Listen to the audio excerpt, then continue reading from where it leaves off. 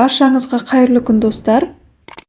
Бүгін сіздерге өте дәмді таңғы асқа арналған жүгері ботқасының жасалу жолын ұсынамын. Үлкен де кіші де жақсы көретін таңғы астың бірі. Видеоны соңына дейін қарап, каналыма тіркеліп, лайк басуды ұмытпаңыздар.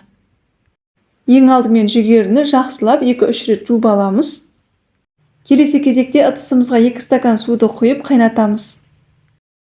Қайнаған суға жарты шай қасық тұз саламыз. Сары майды саламыз. Оның үстіне жүгеріні саламыз. Жай отта суы тартылғанша 5 минуттай қайнатамыз.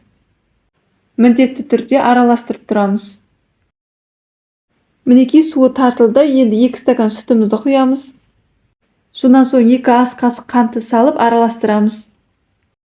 Жай отта 20 минуттай пісіріп аламыз. Қақпағын жабамыз. Ботқамыздың асты жабысып қалмасы үшін 1-2 рет араластырамыз.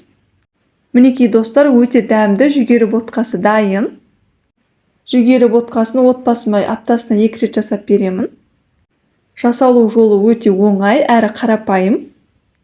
Астарыңыз дәмді болсын. Осы видео ұнаса достар, каналыма тіркеліп, лайк басуды ұмытпаңыздар. Сіздермен болған Ақшолпан.